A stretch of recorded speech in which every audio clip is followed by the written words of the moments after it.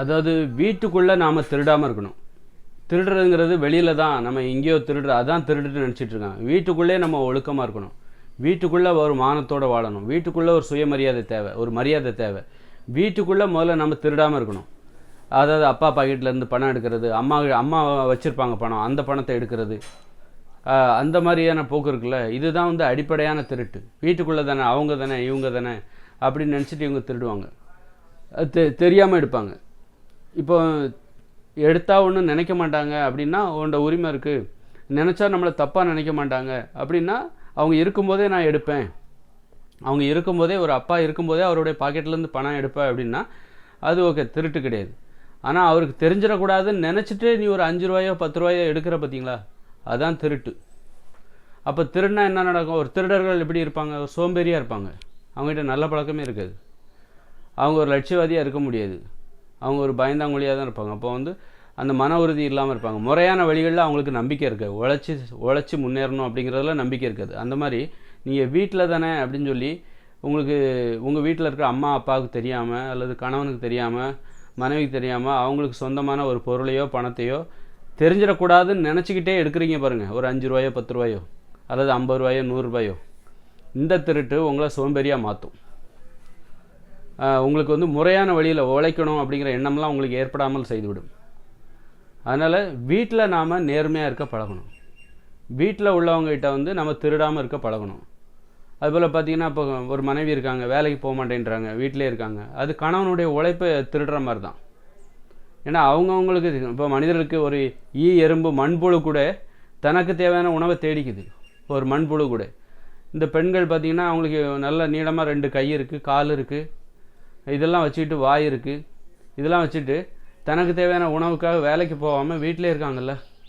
வீட்டில் உள்ள வேலைகளை செய்கிறேன்ற பேரில் அவங்கவுங்க வேலையை அவங்கவுங்க தான் செய்யணும். அடுத்தவங்க வேலையெல்லாம் அந்த பெண்கள் செஞ்சுட்டு மற்றவங்கள சோம்பேறி ஆக்கிக்கிட்டு தானும் வந்து வேலைக்கு போகாமல் இப்படி இருக்காங்கல்ல. இது வந்து ஒரு மிகப்பெரிய திருட்டு.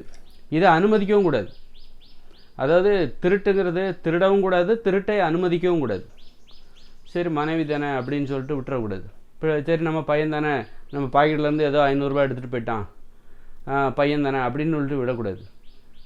அவ ஏன் எடுத்த, என்கிட்ட கேட்காம ஏன் எடுத்த அப்படின்னு கேட்குறது மூலமாக அந்த பையனையும் திருடாமல் நீங்கள் பார்த்துக்கிறீங்க.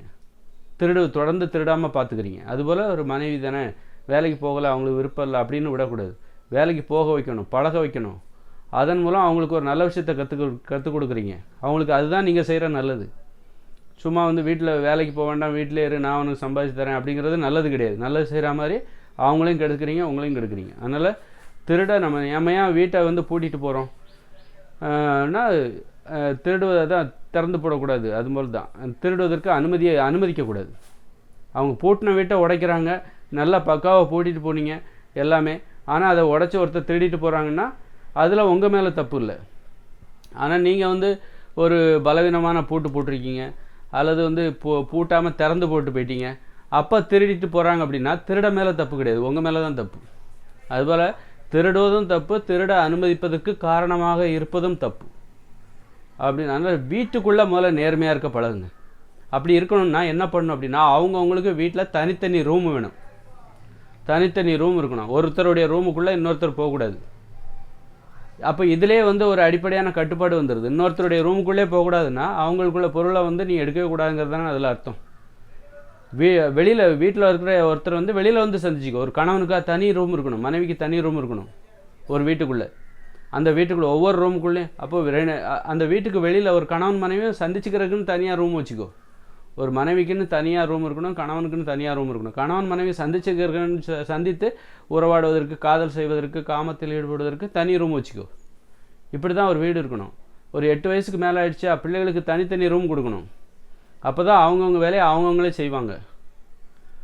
அவங்கவுங்க இருப்பிடத்தை அவங்கவுங்களே தூய்மை செய்வாங்க. ஒருத்தர் ரூமுக்குள்ளே இன்னொருத்தர் போகக்கூடாது. அப்படி இருக்கும்போது அவங்கவுங்க வேலையை அவங்கவுங்களே செய்வாங்க. இதுதான் வந்து சுய ஒழுக்கம். இப்போ தான் வந்து ஒருத்தர் அப்போ இன்னொருத்தர் பொருளை நம்ம திருடக்கூடாது. அந்த வீட்டுக்குள்ளே நேர்மையாக இருக்கிற பழக்கம் இயற்கையாகவே வந்துடும். இந்த மாதிரி அறிவுரைலாம் சொல்ல வேண்டிய அவசியம் இல்லை. இன்னொருத்தர் ரூமுக்குள்ளே போகக்கூடாது அப்படின்னா அப்போ அவங்களுக்குள்ள பணத்தையும் எடுக்கக்கூடாது, பொருளையும் எடுக்கக்கூடாது அப்படின்னு சொல்லி தான் தெரிய வேண்டிய அவசியம் கிடையாது. அதனால் திருடக்கூடாது அப்படிங்கிறத நம்ம எங்கேருந்து கற்றுக்கணும்? வீட்டில் இருந்து தான் கற்றுக்கணும். நான் வீட்டிலே திருட மாட்டேன், எங்கள் அப்பா ரூம்குள்ளே போக மாட்டேன், அவர்கிட்ட இருந்து பணத்தை எடுக்க மாட்டேன். அப்படி இருக்கும்போது நான் வெளியில் எப்படி திருடுவேன்? ஏன்னா எங்கள் அப்பா பாக்கெட்லேருந்து நான் வந்து பணத்தை எடுத்தேன்னா அவர் ஒன்று என்னை வந்து சிறை தண்டனை ஒன்றும் கொடுத்துட மாட்டார், திட்டுவார். ஆனால் அது அந்த மாதிரி திட்டுறது கூட எனக்கு பிடிக்காது. அதனால் அவர் பாக்கெட்லேருந்து எடுக்க மாட்டேன். நான் வீட்டிலே நான் நேர்மையாக இருக்கும்போது கண்டிப்பாக நான் வெளியிலேயே நேர்மையாக தான் இருப்பேன். அப்போ இந்த உலகத்தில் குற்றங்கள் நடக்கக்கூடாது, திருடக்கூடாது அப்படின்னா இந்த நடைமுறைப்படுத்திட்டாலே யாரும் திருட மாட்டாங்க. இப்படி தான் நம்ம வாழ்ந்து வந்திருக்கணும். நம்ம தப்பாக வாழ்ந்துட்டோம். இந்த இயந்திர அறிவியல் உலகில் ஏனோ தானோன்னு மனம் போன போக்கில் வாழ்ந்துட்டோம். ஒவ்வொரு வீடும் இப்படி தான் இருந்திருக்கணும். தனித்தனி ரூம் இருக்கணும். அப்புறம் ஒருத்தர் ரூமுக்குள்ளே இன்னொருத்தர் போகக்கூடாது. அவங்கவுங்க வேலையை அவங்கவுங்க தான் செய்யணும். ஒவ்வொருத்தருடைய ரூமுக்குள்ளேயும் சமையலறை இருக்கணும், கழிவறை இருக்கணும், குளியலறை இருக்கணும். அவங்கவுங்க உணவை அவங்கவுங்களே சமைக்கணும். இப்படியெல்லாம் பண்ணியிருந்தோன்னா அந்த ஒரு வீட்டில் திருட்டுங்கிறது நடக்காது. அடுத்தவங்கள அடிமைப்படுத்த மாட்டாங்க. இன்றைக்கி ஏன் அடிமைப்படுத்துகிறாங்கன்னா எல்லாம் ஒரு கும்பலாக இருக்காங்க. ஒரு வீடு இருக்குது அப்படின்னா அங்கே ஒரு படுக்கையறை இருக்குது. ஆனால் வீட்டில் 4 பேர் இருக்காங்க. மீதி கணவன் மனைவி மட்டும் அந்த படுக்கையறையில் இருப்பாங்க. மற்ற பிள்ளைகள் எல்லாம் ஹாலில் படுத்து கிடப்பாங்க. அவங்களுக்குன்னு ஒரு தனி ரூம் கிடையாது. இது என்னுடைய ரூம், என்னுடைய ஆடை, என்னுடைய இடம்னு அந்த உணர்வு ஒரு வீட்டில் கிடைக்க மாட்டேங்குது. எல்லாருமே பொதுவாக புழங்குறாங்க. அப்போ தான் அடுத்தவங்க பொருளை எடுக்கிறது, அடுத்தவங்களுக்கு சொந்தமான பணத்தை எடுக்கிறது, பொருளை எடுக்கிறது, அதெல்லாம் வந்து உரிமைன்னு நினச்சிக்கிறாங்க. திருடுவது ஒரு உரிமையாகி விடுகிறது. அதனால் இப்படி தனித்தனியாக ஒரு ரூமு, ஒரு குடும்பம்னா இப்படி தான் இருக்கணும். எல்லாருக்கும் தனித்தனி ரூம் இருக்கணும். அவங்கவுங்க வேலையை அவங்களே செய்யணும். அடுத்தவங்க ரூமுக்குள்ளே போகக்கூடாது, அடுத்தவங்க பொருளை எடுக்கக்கூடாது. இப்படி வீட்டுக்குள்ளேயே மனிதர்களை வந்து திருடக்கூடாது அப்படின்லாம் நம்ம பழக்கப்படுத்தி இருந்தோம். வெளியில் அவங்க திருடவே மாட்டாங்க. அப்போ குற்றங்கள் எங்கேருந்து ஆரம்பிக்குது? வீட்டுக்குள்ளே இருந்து தான் குற்றங்களே ஆரம்பிக்குது. பிறரை அடிமைப்படுத்துறது, பெண்களை அடிமையாக நினைக்கிறது, அதெல்லாம் வீட்டுக்குள்ளே தான் ஆரம்பிக்குது. பெண்கள் தங்களை அடிமையாக காட்டிக்கிறாங்க ஆண்கள்கிட்ட. அதன் மூலம் ஒரு பாதுகாப்பை பெற்றுக்கொள்கிறார்கள். அதன் மூலம் சலுகை பெறுகிறார்கள். உங்களுடைய வேலையெல்லாம் நான் செய்கிறேன், என்ன வேலைக்கு போக வேண்டான்னு சொல்லுங்கள், நான் வேலைக்கு போகிறத நீங்கள் விரும்பக்கூடாது, ஏன்னா உங்களுடைய வேலையெல்லாம் நான் வீட்டில் செய்கிறேன், உங்களுக்கு சௌகரியமாக இருக்குது, சொகுசாக இருக்குதா, நான் வீட்டிலே எல்லா வேலையும் உங்கள் வேலை எல்லாத்தையும் நான் செய்கிறனால அப்போ எனக்கு ஒரு சலுகை கொடுங்க, வெளியில் நான் வேலைக்கு போகக்கூடாது அப்படிங்கிற சலுகை நீங்கள் எனக்கு கொடுங்க அப்படின்னு சொல்லி பெண்கள் அந்த மாதிரி தான் எதிர்பார்த்து எல்லாம் செஞ்சிட்ருக்காங்க. அதனால் குற்றங்கள் எல்லாம் வீட்டிலேருந்து அப்பா பெண்களை ஒரு அடிமையாகவே பார்த்து பழகும்போது நம்முடைய விருப்பத்துக்கு தகுந்த மாதிரி தான் பெண்கள் இருக்கணும் அப்படிங்கிற அந்த நினப்பு தான் வெளியிலையும் போய் அதே போன்ற எதிர்பார்ப்போடையே பெண்களை பார்க்குறது. பெண்களுக்குன்னு ஒன்றும் விருப்பம் எதுவும் கிடையாது, ஆண்களுக்கு தகுந்தாற் போன்று அவர்கள் அடிமைகளாக வாழ்வதுதான் பெண்களுடைய வாழ்க்கை முறை அப்படின்னு பெண்களை பற்றி ஒரு புரிதலை ஆண்கள் மனசில் வளர்த்துக்கிறாங்க. பெண்களும் அப்படி தான் நடந்துக்கிறாங்க. அதுதான் பெண்கள் மீதான குற்றங்களுக்கு காரணமாக இருக்குது. பெண்கள் அவங்களுடைய விருப்பம்லாம் முக்கியமே கிடையாது, அவங்களுக்கு சுதந்திரம் இதெல்லாம் முக்கியமே கிடையாது. ஆண்களுடைய விருப்பத்துக்கு தகுந்த மாதிரி அவங்க நடந்துக்கணும். அப்போ தான் இப்போ ஒருத்தன் வந்து ஏன் கற்பழிப்பு இதெல்லாம் ஏன் போகிறான்னா ஆண்களுடைய விருப்பத்துக்கு தகுந்த மாதிரி இணங்கல்னா ஒன்றை நான் கட்டாயப்படுத்துவேன் அப்படின்லாம் போகிறாங்க. அப்போ பெண்கள் மீதான வன்முறைகளுக்கு இந்த குடும்பத்தில் உள்ள பெண்கள் அடிமையாக நடத்தப்படுகிறார்களவா, அதுதான் காரணமாக இருக்குது. அப்போது ஒவ்வொருத்தருக்கும் வீட்டிலே தனித்தனி ரூம் கொடுத்துட்டாக்கா தனித்தனி சமையலறை, தனித்தனி குளியலறை, வீட்டுக்குள்ளே எல்லாம் இருக்கணும். அந்த ஒவ்வொருத்தருடைய ரூமுக்குள்ளே எல்லாமே இருக்கணும். அவங்கவுங்க வேலையை அவங்க தான் செய்யணும். அப்போ பெண்கள் அடிமைப்படுத்தப்படுவது வீட்டிலேயே தடுக்கப்பட்டு விடுகிறது. பெண்களை அடிமையாக பார்க்குற அந்த கண்ணோட்டம் வீட்டிலேயே தடுக்கப்பட்டு விடுகிறது.